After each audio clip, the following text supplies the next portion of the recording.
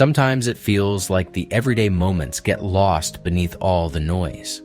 This is 10 Better Minutes, a podcast sharing real stories from the week that help balance the picture without ignoring the difficult parts. I'm your host, Ian Rhodes, and I appreciate you taking a few quiet minutes with me today. These stories offer a chance to notice the calm and steady parts of the world we often overlook. We'll begin with a story about a student from Brown University who spent part of his summer teaching English to teens in Providence and ended up learning quite a bit himself. At the Providence, Rhode Island Public Library, a rising sophomore named Justin Dunn led a 4-week intermediate English course for teens. It was not only about grammar or vocabulary games, though there were plenty of those.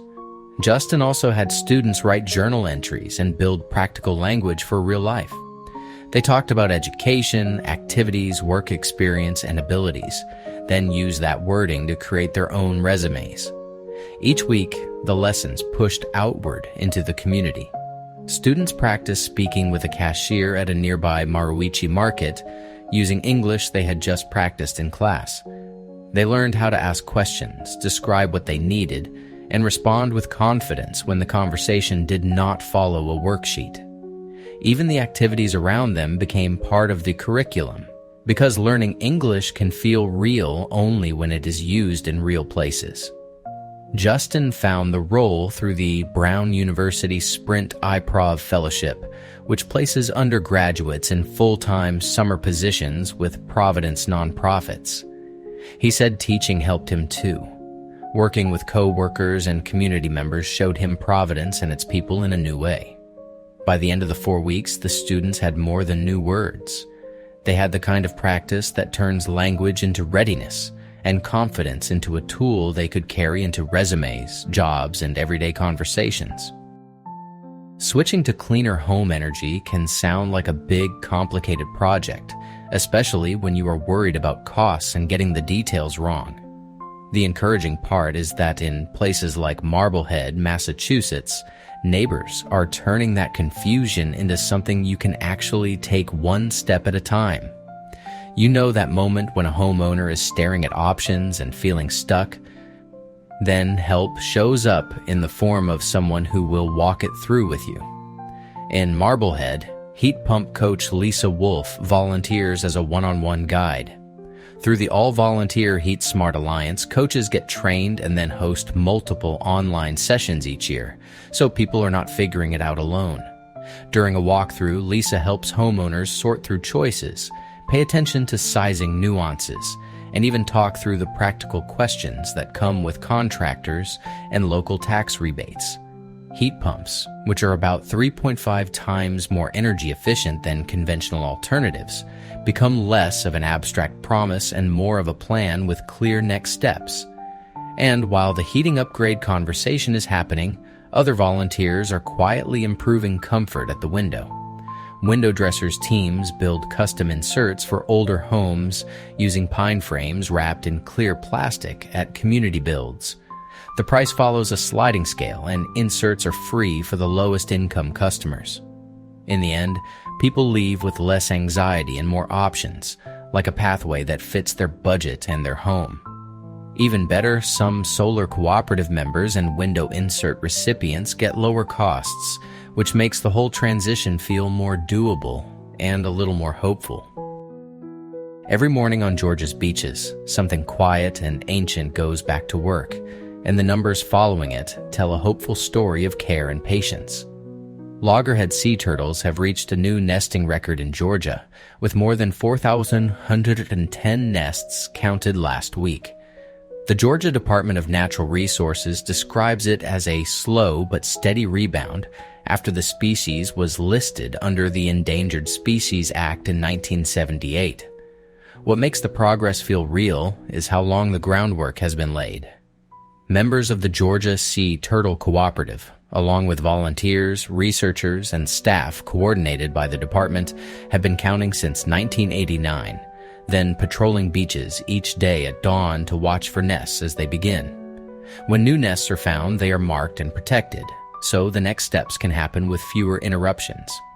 Since 1990, turtle excluder devices have also been used to reduce harm from shrimp trawler nets, helping sea turtles get the chance to return to shore year after year.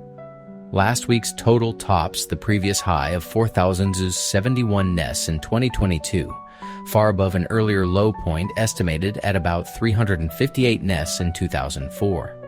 Officials say the rebound may plateau depending on future protections, but even so, the direction is unmistakably upward, and it is steady enough to trust. Have you ever wondered whether a planted forest can truly feel like a living one, and whether it helps beyond the first few years? Today, we are looking at a case where reforestation is scaling up, and researchers are measuring what that effort does as it grows. In China, the Great Green Wall program has already planted an astonishing 66 billion trees, with another 34 billion planned by 2050. The aim is practical and protective too. By slowing the spread of the Gobi and Taklamakan deserts, these forests are meant to stabilize landscapes and support healthier ecosystems. Researchers then compared planted forests with natural ones, focusing on how growth changes over time. Early on, planted forests showed a strong boost, with leaf area increasing about 66% faster than in natural forests.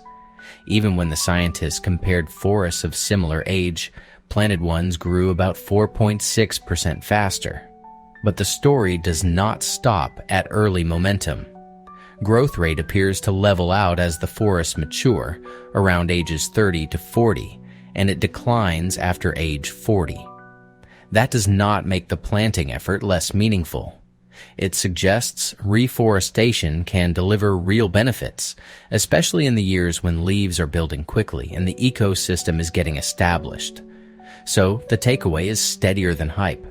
Planting takes time and results evolve, yet measured early growth and ongoing ecosystem support give a hopeful reason to keep going.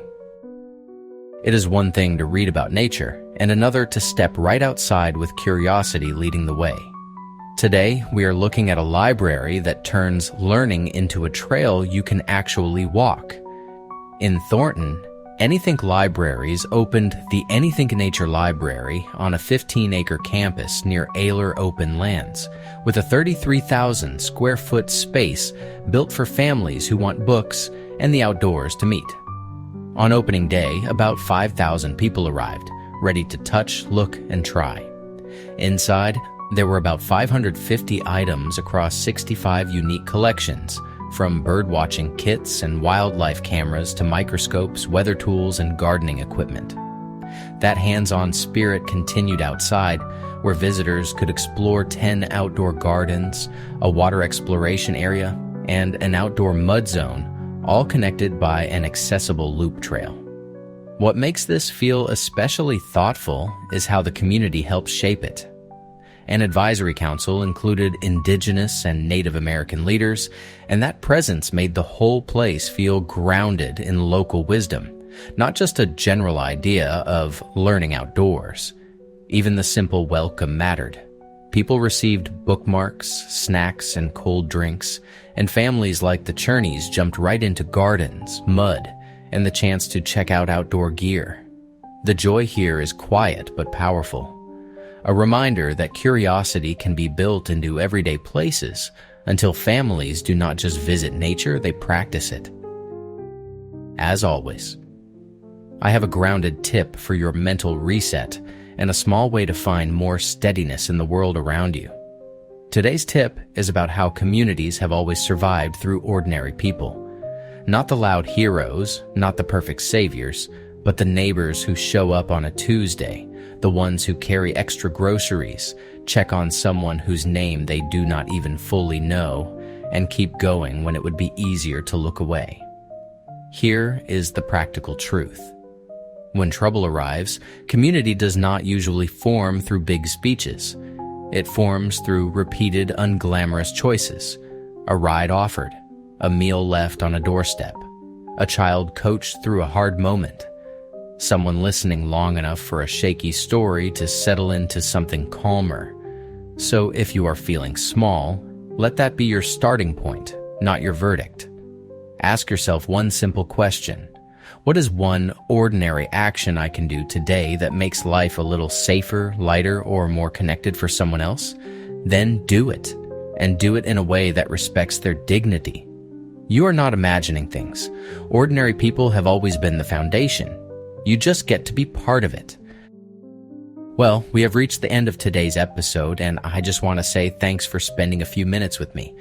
I know the news can feel heavy, but the point of 10 better minutes is simpler than that. Somewhere between headlines and headlines, people keep showing up for one another in quiet, decent ways. A nurse staying steady, a neighbor doing the right thing, a community choosing care. Those moments do not erase the hard stuff, but they do remind us that goodness still has a pulse.